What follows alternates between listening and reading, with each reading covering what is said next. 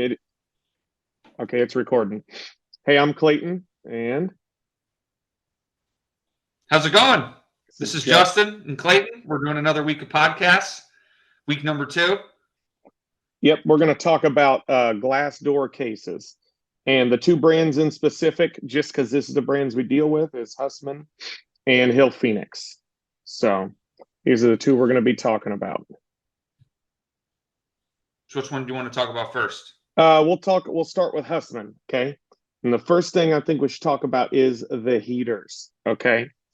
Hussman glass door cases, the RL cases, RL 3, 4, and 5s.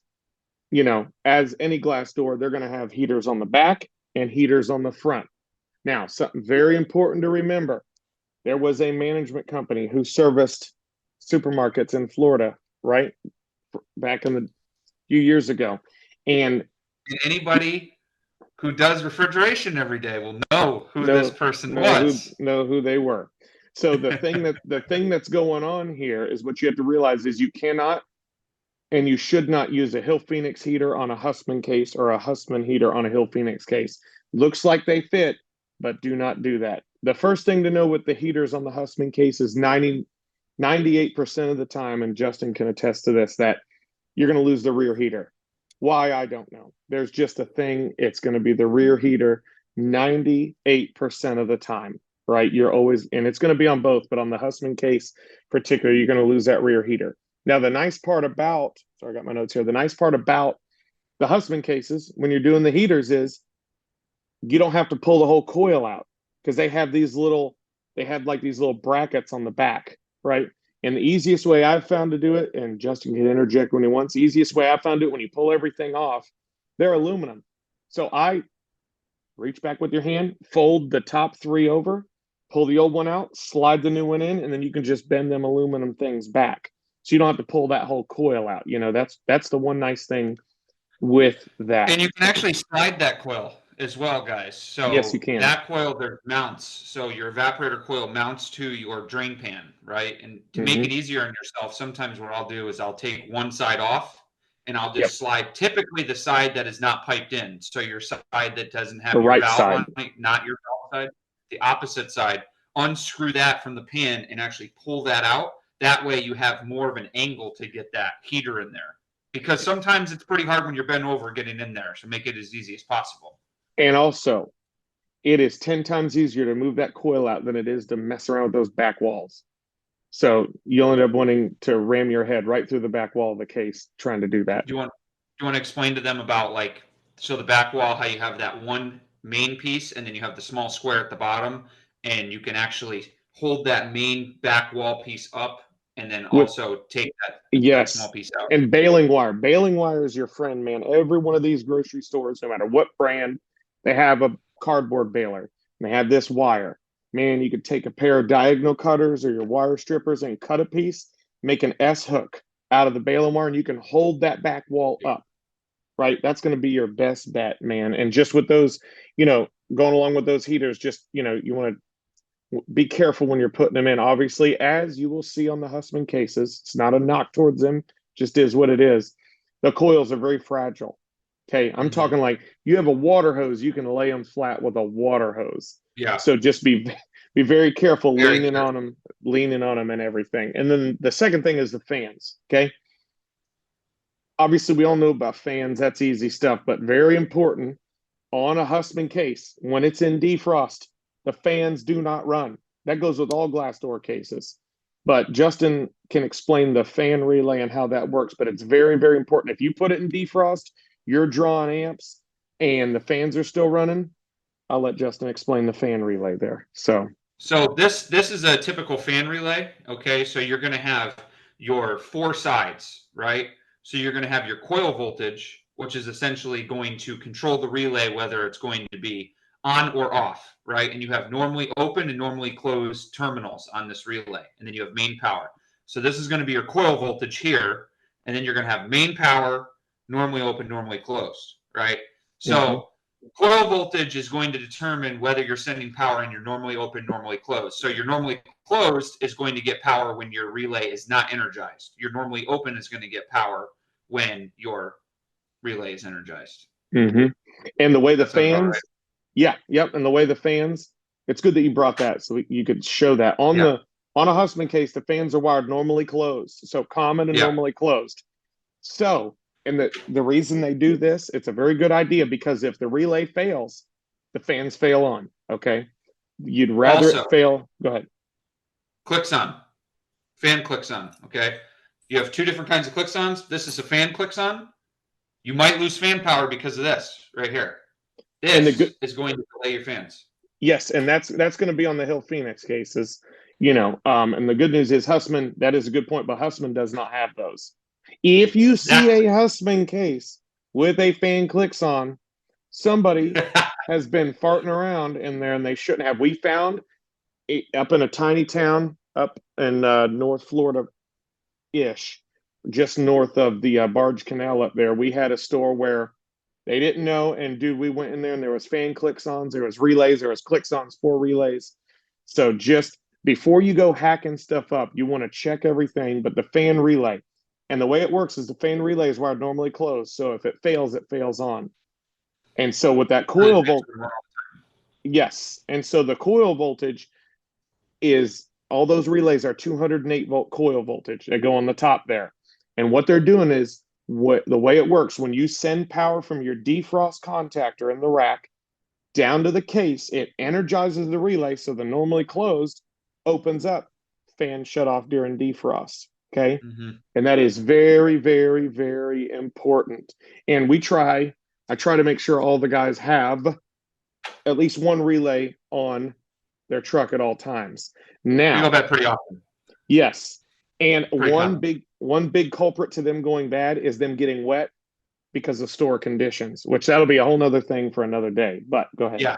So these relays, guys, on Hussman cases are going to be, if you're looking at the case, there's going to be trim on the front of your case, right? Where the tag is going to say Hussman. And it's right behind that trim. There's right? a little Right access panel. Yeah. There's a little access panel. Now, on certain Hussman cases, you're going to have to pull that whole trim plate off because the access panel is actually not big enough for you to reach this safely, especially if you're trying to do this live. I would not recommend that because there's a lot of wires in a space. So I would shut case power down while you're doing this. But definitely, if your fans are on, right, on a Hussman case because you don't have a fan clicks on and you only have a relay, right, and you know that you are going into defrost right, I wouldn't fart around with checking power here, here, here. Just go ahead and replace this relay and go from there. Because 9 out of 10 times, it's always going to be your fan relay. Almost every time. Absolutely. So, and it's something to note. They're designed this way and they work fine this way. Immediately after defrost, once you lose that 208 power, the fans turn on. That's okay. You don't need to be alarmed about that. Okay. That is completely okay. So that's the fans. Because you'll have a drip time anyway on your controller. Yes, for the solenoid valves and stepper valves or whatever it happens to have. But it is okay that the fans turn on right away. So don't be alarmed with that. Now, the next thing got wrote down is doors. Okay. Hussman doors are probably some of the easiest to replace gaskets I've ever done in my life. Okay. So super easy. But there's one part that you got to be very careful of, and Justin can tell you firsthand. The torque master and the torque plate on these things, okay? First off, they're Allen keys that hold the torque plates in place. So you need to make sure you clean that Allen key out as much as you can, especially if you're in a store with high humidity. It's going to be rusty. So don't just go in there with your impact and send it home because you get one chance at that. And I've had good luck a few times getting channel locks and vice grips and clipping them on there, but you don't want to risk it for that biscuit. So you want to make sure to clean that out really well. And then there's one other thing that's very important. On the top of that door, there is a pin, and there's a spring under that pin.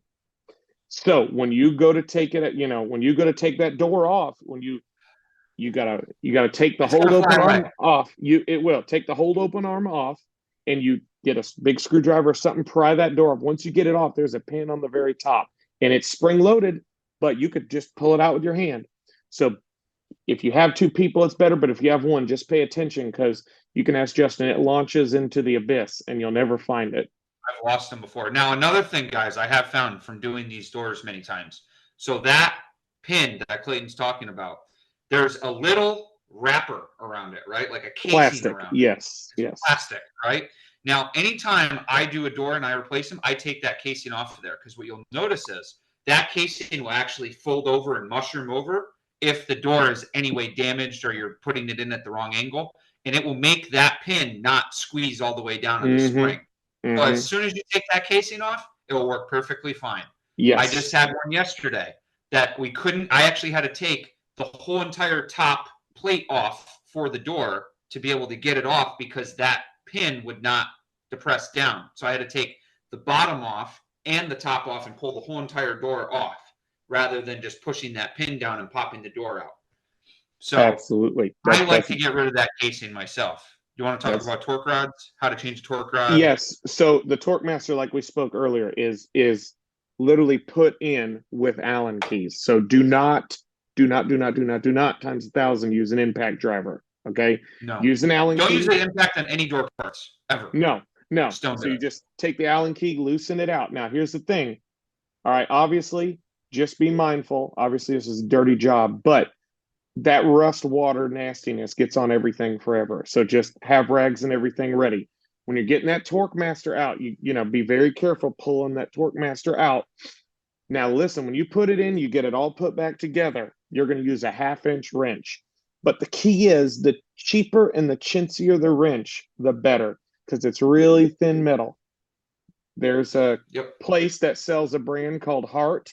Okay. Those are the best. They're You really guys can thin. figure out where that Yeah. is. They're really thin. And the thing is, you put it in and you turn it towards the door and you'll feel it click and click. Yeah. And And you're turning it counterclockwise. counterclockwise. Right. That way, like towards shutting the door. So Yes. Yes. And then the other thing is when, you know, after you adjust that, if you want to know if the door is bad, if you adjust it and you open the door and you hear it pop back again and you adjust it, there's something probably wrong with that torque plate. But the main thing is just that pin on the top. Everything else is pretty simple, but that pin on the top will haunt you forever. So just if you don't be have a spare one, you're yes, screwed. yes. And also one other thing, don't forget, on the bottom left of every Hussman door, okay, or the bottom left of every Hussman, there's 2 little screws as a plug for the door frame heater. Make sure you undo that before you go pulling the door off. Okay, so that's another thing. Your door power. Yes, Door just power. yes, yeah, just be mindful of that. And then the next thing is frame heaters. Okay, frame heaters.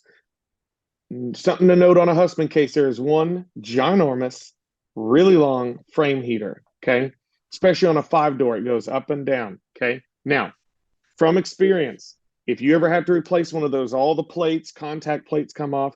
Easiest thing to do is pull all the doors off, get them all off of there.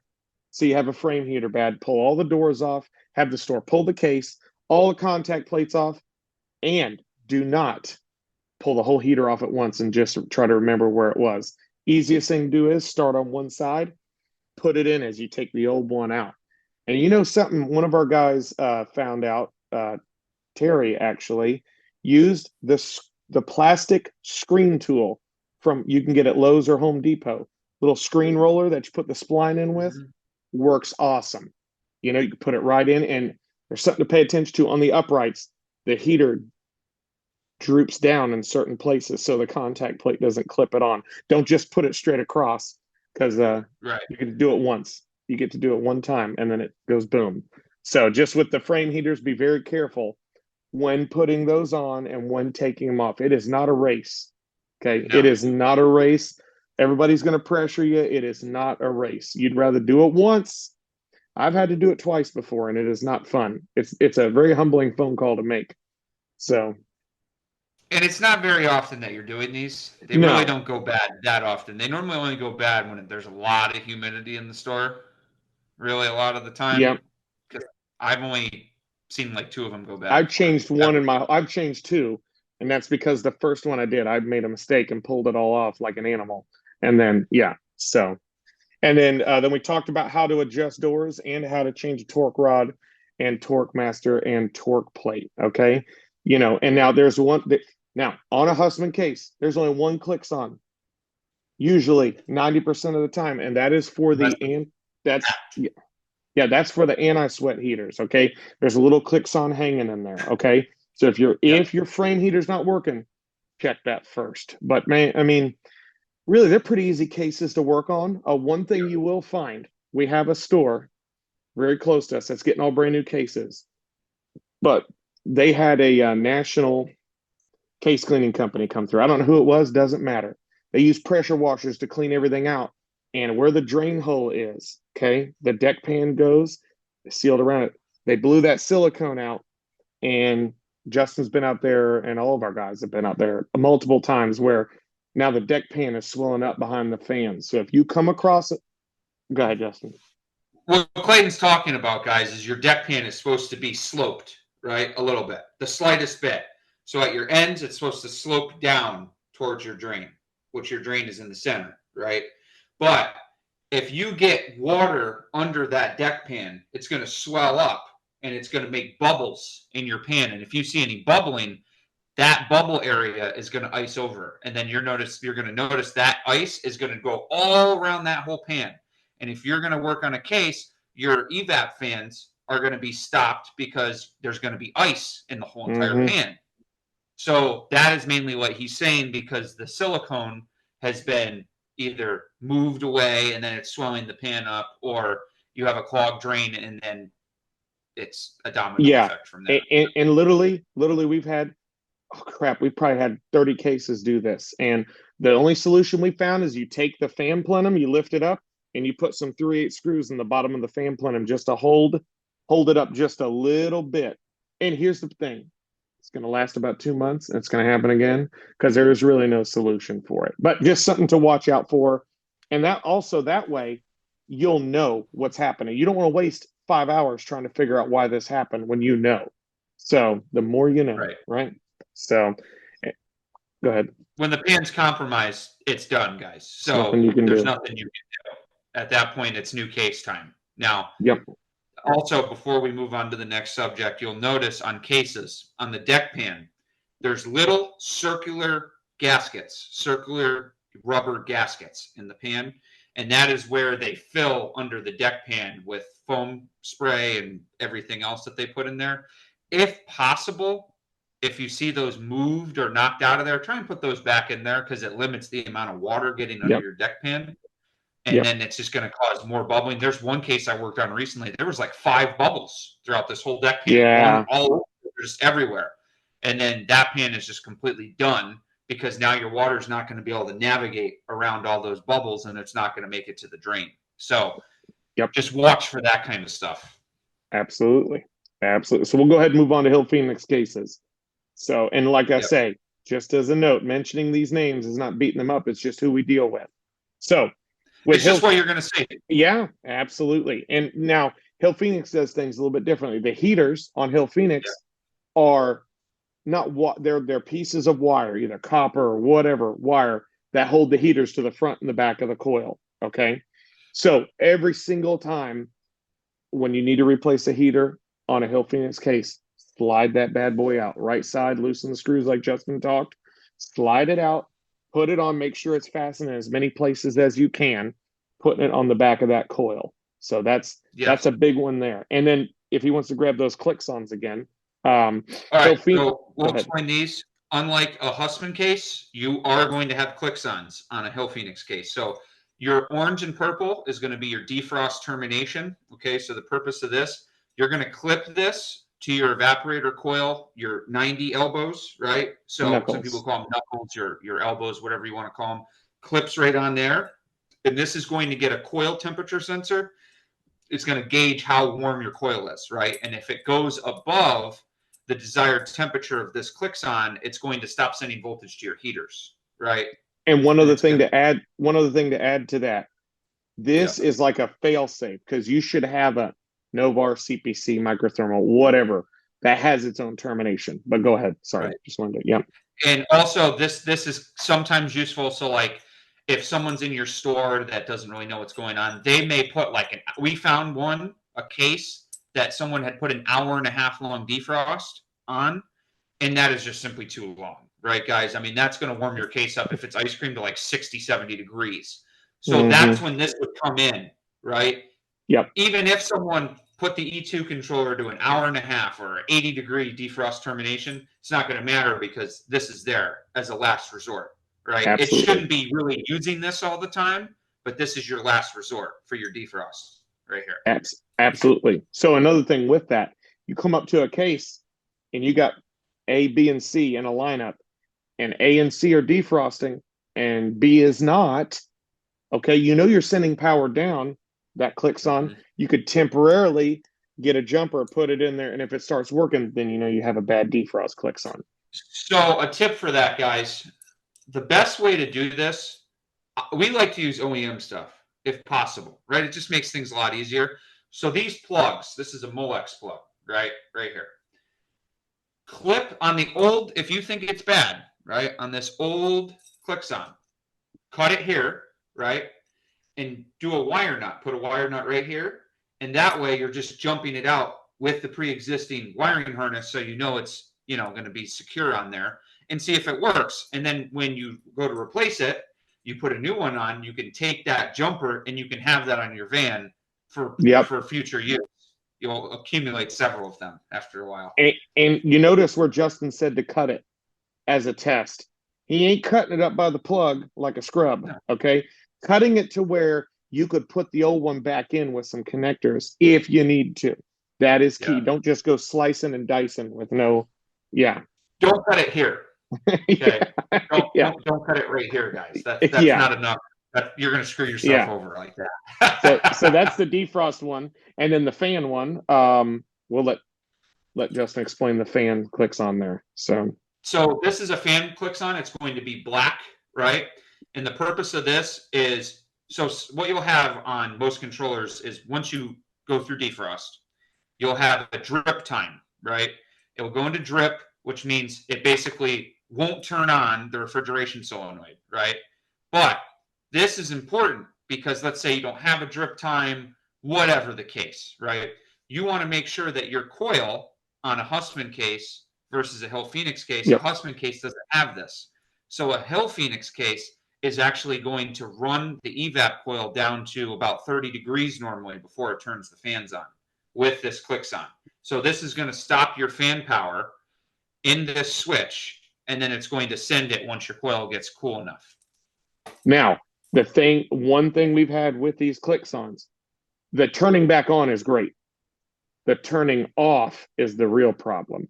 So if you have a store with high humidity and it insulates that clicks, you'll literally look in the TXV section of that case and it'll insulate that clicks on, and you'll miss the first 15 minutes of defrost. So there is situations where we've added relays in to the loop with the clicks on, so it cuts the fans off instantly, but then it delays them back on. So that is the thing we've done with that is the thing we've done with clicks-ons with that. Because you're not going to have these on Hussman, right? But you are going to have these on Hill cases. And sometimes what we'll do is like stores will ask that they remove these clicks-ons because they don't like them because they fail a lot or whatever. We'll end up putting a fan relay there instead, right? Absolutely. Absolutely. And then, go ahead. I wanted to go over hinge pins on Anthony doors, right? Are we ready to go over that, or do you want to cover anything else with fans? One other thing, well, nothing with the fans, just one other thing for the doors was frame heaters, okay? Again, this is something that they do not go bad that often. They do every once in a while. But, and I don't want to get in the weeds with this because this is like a long time, a lot of stuff to talk about, but there is multiple heaters on a Hillphoenix case. Okay, there is bottom ones, there's up and down, there's all. Just be sure when you're checking those, it is more than one, and don't be the guy that's like bad frame heater and just don't know which one it is. Everything's bad all the time. So pencil whipper, baby. That's right. That's right. So don't be that guy. But go ahead with the hinge pins. We'll go to the doors now. Go ahead to the hinge pins. So we have a store. I'm not going to say what it is, but it's in Hudson, Florida, right?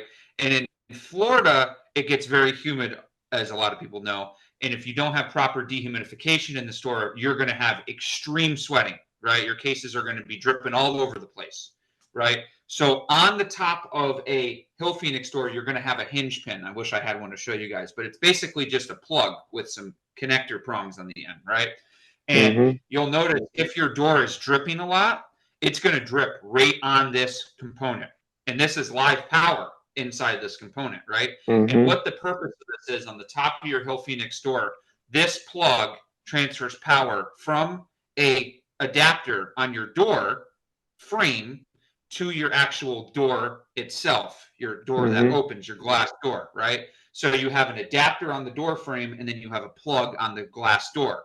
Well, what's going to happen is water's going to drip on that, and it's going to just blow the plug right up. We just Mm-hmm. replaced 38 of these, actually 40 of these at The one both store. sides, the plug, the male Both sides. part, and the female part of the plug. Yeah, and that's absolutely, man, absolutely. And also, Now, go ahead. until this door, how many of those had you replaced in your whole career? Just Uh, to say. I'd probably replaced maybe 10 at the most. Right. And Right. my whole time doing this, because we It's not service another. common. No, we service another customer that we do lots of PMs on, and we may write up 3 a year. But when you don't write them up, I guess for 10 years, 3 a year adds up to 30. So Make sure your dehumids work for this yes, kind of stuff. absolutely, and that'll be a whole nother thing. Yeah, that'll be something we'll cover on the dehumids for sure. But yeah, with the hinge pins, just make sure. Now, going to on those hinge pins, and I'm sure Justin can, when he edits this, he can put a picture of one on the screen here. You can paste it on there. Yeah. There is this little piece, okay, that you have to put a screwdriver in to pry up to get the clip out. Now, all the credit for what I'm about to tell you goes to John. Guy works for us. Blew my mind. My whole life I've been doing this, and John pulls out an ice pick. Okay, an ice pick works great. Okay, Because so what he's saying is, for this hinge pin, you have to grab the door, open it all the way. Okay, open that glass door all the way so that the door is like this, like if you were putting a gun up to your shoulder, right? You're going to push that door in with your right arm, and then you're going to use your left arm with that ice pick. You're going to push that hinge pin downwards, right? Yep. And then you're going to pull towards you, and that door is just going to slide out. But that opening he's talking about is very small, so the ice pick would work perfect. Yes. So when you go to replace, absolutely, it blew my mind, right? So when you go to pull that door out, you pull it up. There is a torque rod and a torque master. You never replace one. You always do both. Okay. Yeah. And I'll cover the torque rod. I'll cover the torque rod, and I'll let Justin cover the torque master. With the torque rod, it's going to look like it's fused into that door. Okay. It is not. Okay. Easiest thing to do is if you straddle that door. Okay. Straddle that door. Make sure you're holding it up. You get a big flathead screwdriver and a pair of lineman's pliers or something, and you'll see where it goes into the door, and you hammer it down. It'll break it free.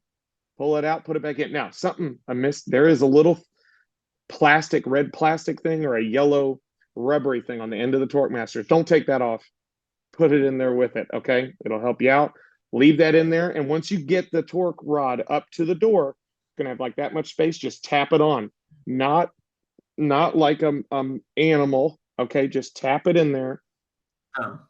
Get it on there, and I'll let Justin cover the torque masters. Yeah, so the torque master, right? That's going to be on the bottom of your door, okay? And what this is it's a square, okay? And you're going to have, if you pull your door off, you're going to have 3 different flathead screwdriver adjustments, right? You're going to have the one inside the actual torque master, which is going to loosen that to pull it off. And then you're going to have a adjustment on the front of the torque master and on the side. And those are adjustments to adjust your door up or down, in or out, basically, right? You shouldn't have to play with those too much, really. I mean, I don't really have to adjust those very much.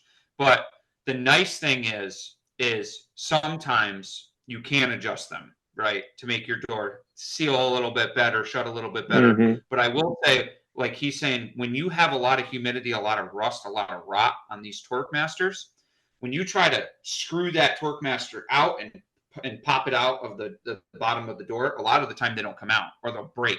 So what you'll have to do, you'll have to jam a flathead screwdriver under there and just snap it right out of there. Yep. And then I had like 30 of these the other day. You'll fight them a Yeah. little bit. You'll get them, Yep, but sometimes absolutely. you just have to break them right out because they're just so rusted and rotted in there. They've been in there for 20 years. They're not going to come out easily. And when you're running these calls, be sure to put in the paperwork what color. They have silver and they have black ones. Okay. Now, at the end of the day, it probably really does. It doesn't hurt my feelings if the colors are wrong there, but some customers, it will hurt their feelings. So just be sure to always ask for that when you're writing those up and all that If stuff. it's a black case, put in the black Turkmaster if you can. Yeah, absolutely. You won't run across the silver ones very much because the reason I'm assuming the reason all these markets put black is because it's easier to clean. You know what I mean? So you got all Yeah. that. But now, before we go, door gaskets are something that is always very important on Hussman and Hillphoenix and other brands out there that there may be. Always check the gaskets. Okay. And a key. Here's a hack that I didn't know for years when I was younger. On the Hussman door, usually on the top right, you peel the gasket back, there's a number. That's the number you want. Don't just get the case model and serial number. You got to get that number for the gasket. And on the Anthony door, on the top of the door, there's a job number or a WO number. Get that when you're wanting to get gaskets, right? And when you're writing them up, I always say, as long as you have the freedom, I like to write up 5 more than I need because by the time it goes through approval and ordering and everything, there's going to be some animal who's shopping in there with a mark cart and is going to rip a gasket. So you always want to have 4 or 5 extra just in case, Always. right? Always. Always. And another thing, you will go to stores, and it is what it is. Normally, like companies will buy in bulk, right? They'll buy Mm-hmm. door gaskets in bulk. So you might have an extra 100 door gaskets there. If you see door gaskets that have been sitting there out in the elements, draped over something, they're cracked, they're dusty, they're old, just throw them away. Don't put Don't those even in. mess with them. No, because Don't the even problem, because they're going to be so stretched out at that point, and just they're done. and we even have another place we do lots of PMs on it. I don't even keep extra door gaskets there for that reason because they sit or the store sees them and they grab them or they grab a hold of them, they stretch out. So just yeah. Before we go, do you want to just say like easy ways to get gaskets in to make it Yes, easier? easy ways. I had a gasket manufacturer tell me this: buy the cheapest stick deodorant you can. I'm talking like janky right guard stuff, right? That's probably got 5,000 parts per million in aluminum to put in your armpit. You put that, Some speed stick. there's a dart, not the gel, the white stuff. The gel will be nasty. There's a dart on the gasket. If you literally put it on there like you're deodorizing the dart, dude, that will push right in so easy. I've tried throwing them in water, heating them up, all this up. Now, to be honest, Hussman, those have got to be the easiest gaskets I've ever installed in my They life. go on their own. Oh my goodness, I've done like 50 of them at a time, and it's no big deal. But on the Anthony ones, which is Hillphoenix now, you want to use that. That's going to be your best bet. And we have a store we do PMs on, and their maintenance man has been using a rubber mallet smacking the gaskets in. Do not do that because it will break the track that the gaskets go on. So If you need to, get a dead blow hammer, right? Not just a regular mallet, a dead blow hammer. It's got sand in it. It will sound like a rattlesnake. You can use that just to lightly tap it in. Don't not hammer like the door. not like an Don't animal. whale it in there because we've seen people break doors. And Yep. these doors, especially Hillphoenix doors, are like indestructible. You can walk on those things. So do not just hammer away. Just lightly tap it if you need to with a dead blow hammer. Absolutely. But we thank you guys for listening today. Hopefully this helps, and we'll be back next week with some more. Probably talk about some leak checking next week, and then Justin will continue uploading videos throughout the week. So yeah, we'll be coming out with more content pretty frequently. So if you guys have any questions, make sure to leave comments in the videos. We'll do our best to answer them. All right. Thank you guys. Thank you guys. Have a good day.